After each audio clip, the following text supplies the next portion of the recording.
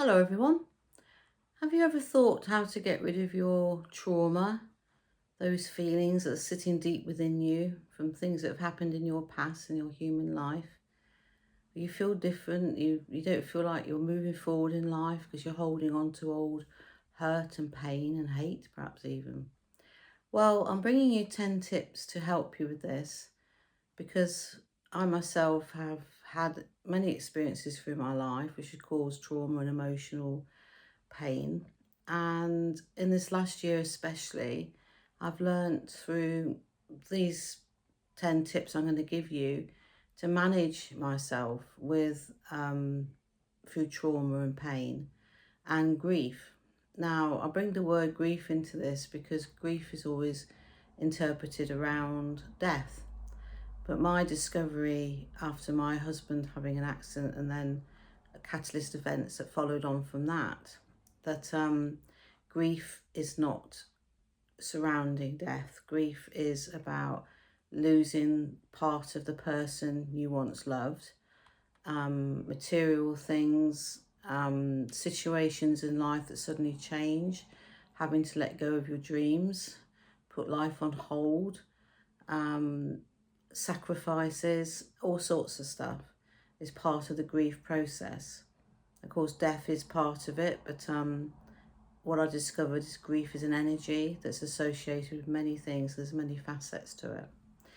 So I had to learn to put into practice stuff that I've spent years telling other people what to do. And then you yourself one day have to pull it all out of a bag so you can cope and move on and be the matriarch of the family and help those around you that need support and help in times of trauma and grief themselves. So the first tip I'm going to give you is acknowledge your feelings. Um, what I found in the last 18 months is that you go into a mode where you have to cope with the most extreme awful things, and you go into this coping mode. But while you're in this coping mode, you do not acknowledge your feelings. It's like you just go into this mode and you just keep going. You might not be eating, sleeping, but you can go for days like this. And that's what happened to me. And eventually I had to acknowledge what I was going through. And it took a couple of weeks. And then I had a complete breakdown, tears, floods of tears and stuff. And this is all around my husband being ICU, dying 3 times and all of this stuff, and it's like trying to cope with it. Once I'd let that emotion out, and I did it privately, nobody known it had happened to me. He'd gone into hospital, moved to another hospital, and we couldn't go in because of the sickness bug that was in there. So I had 4 or 5 days where I couldn't see him, and it was in that time frame that I completely just shifted all this energy. I acknowledged my feelings, and it started to make me realise how much I'd held in. And you do it without judgment. And the reason I was just on my own is because I just needed that space to let it all out and grieve for the 2 weeks that we'd all been through. Even though he'd survived, we still didn't know whether he would survive. So you still got that grieving process of thought, or is he going to be here in 2 weeks? He's going to be here the next day. So you go through all of that and you start to have trauma building up and you start to have emotional pain building up. Now, this type of pain I'm talking about with the first tip is stuff that could have happened in your past. You know, trauma as a child, emotional upset, losing people around you, all sorts of stuff. Splitting of parents, you know, whatever it is laying within you. Number 2 I've discovered is be patient with yourself. Healing takes time and unfolds gently. It's not something that can be rushed. You know, you can think you're fine for weeks and suddenly things can bubble back up again. And you have to be kind just to yourself. And if you want that extra slice of carrot cake, have it. It's that type of thing. Comfort, you know, I comfort ate for a few months, put on some weight, but it was my way of dealing with the trauma I was experiencing around me and observing with other people. Number 3, practice self-compassion. When you're going through trauma, emotional pain, Speak to yourself with kindness and understanding. You know, it's normal to be upset. It's normal to bottle it away. Whatever the type of person you are. Some people wear their emotions on the sleeve. Others put them in a box, seal the lid, padlock it up, and chuck it in the deepest part of you. Say, no, I don't want any of that. But what you have to realise is that you have to be kind to yourself, and you have to let it out over time, slowly, like we said in Be Patient with Yourself, and allow that grief to come to the surface, whatever it's connected with. Number 4, express your emotions. Well, I've already talked about crying, you know, and letting it out of my system that way, which is something I do as a person. Some people don't. The other way you can do it is through journaling. Journaling is a really good way of just writing down how you feel every day. It's private. You can put it in the drawer at the side of your bed. Nobody needs to know you're doing it. Do it when you go to bed. Also give gratitude in that as well, even though you're trying to deal with trauma and emotional in the now or in the past. You know, give gratitude to the light that comes in that day. And like with my husband in the ICU days, it was the fact he'd survived another day was the light. And I'd be grateful for that. So it's just understanding emotions, talking to other people, listen to music, you know, creative outlets. If you've got a hobby, do it. Walk in nature. It's just a way of letting go a little bit. You can express your emotions to the world.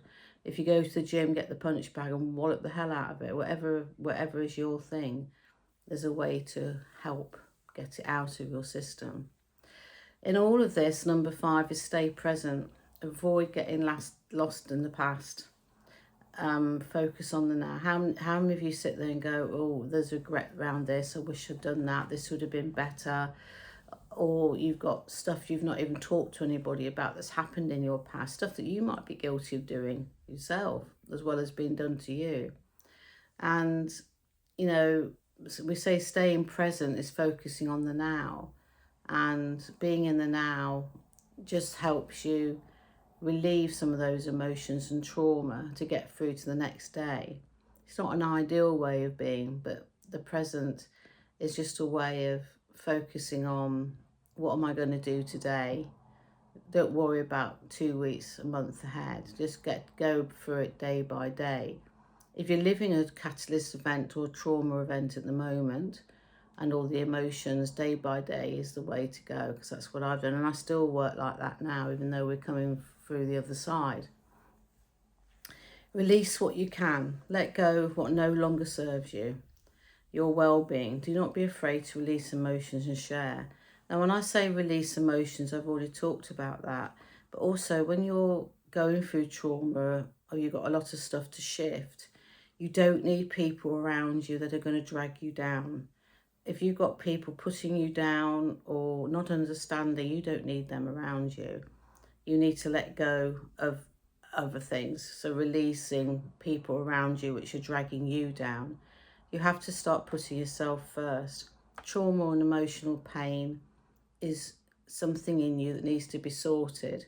And if you're other people saying, oh, don't be stupid, that happened 10 years ago, or I haven't got time to listen to you today, I've got my own problems, you really don't need them, because you do need to deal with it.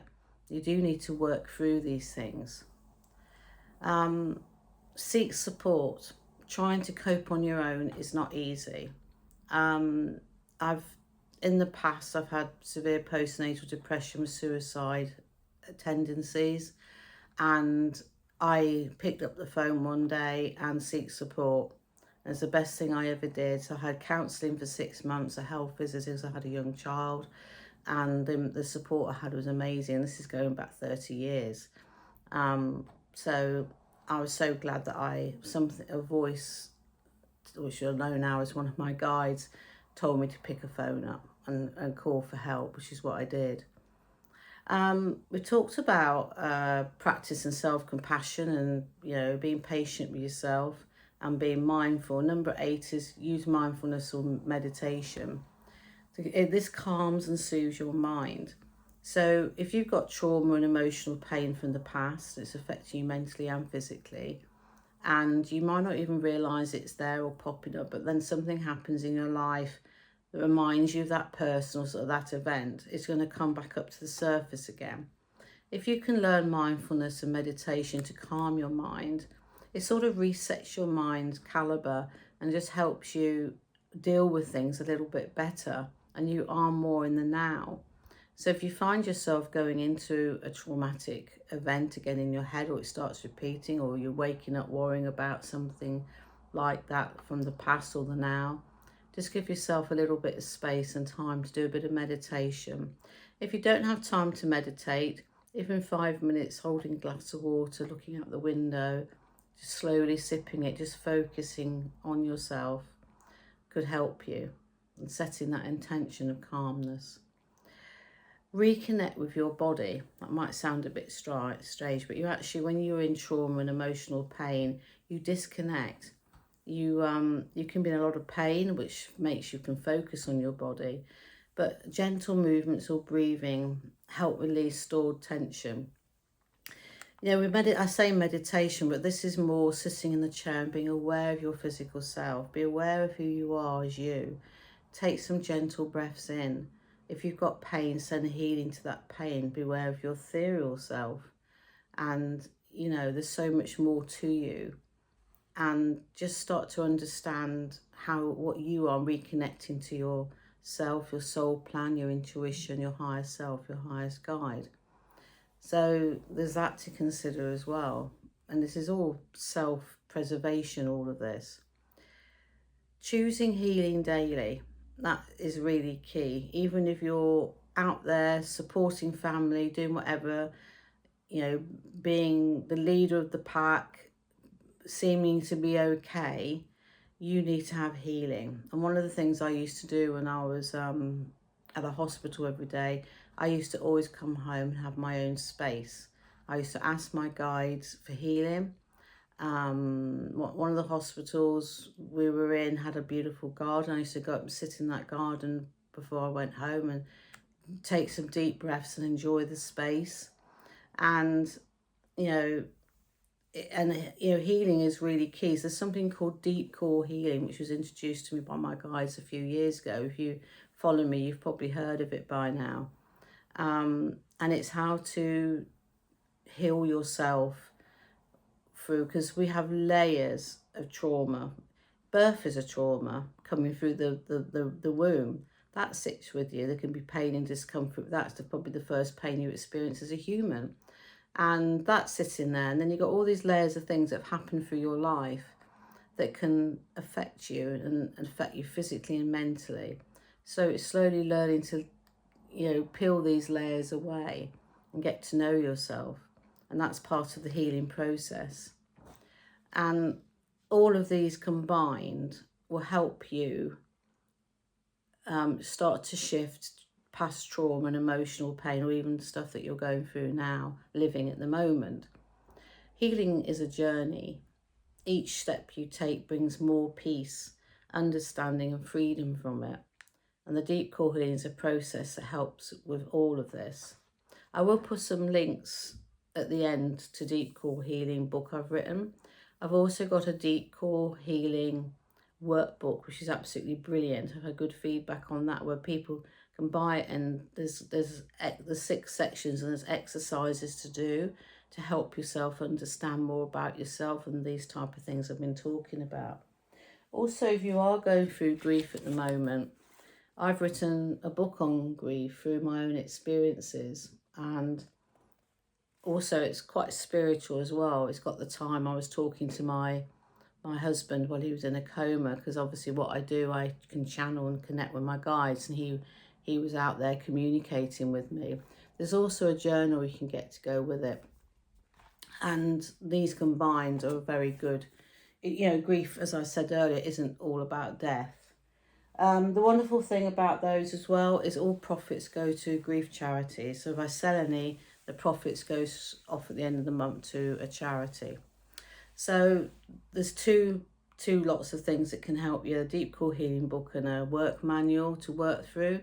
and those books will help you as well. So don't be hard on yourself. If you feel there's something holding you back in this life, look into your past, look into what's happening now. You know, even somebody slamming a door in your face, can be emotional, or somebody not getting up on a bus when you really need to sit down. People being unsympathetic can cause emotion, or you could have had an artistic relationship and you think you dealt with it all. And the thing I found going through my life when I've been through the layers of healing, I'm still doing it now, you never stop shifting these layers, is that you think you've dealt with it and then something crops up and it's there again. So the more you can work with yourself, understand yourself, do a workbook, read a book, learn about yourself. Also, with the deep core healing, there's 5 meditations that help with it. So I said about meditating, they will help with the meditation process. So I leave all that with you. There's some amazing tools there for you to use. Grab them and work on yourself and help yourself.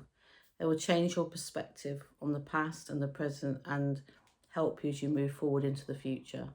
So take care, everyone, and I shall see you soon. Bye.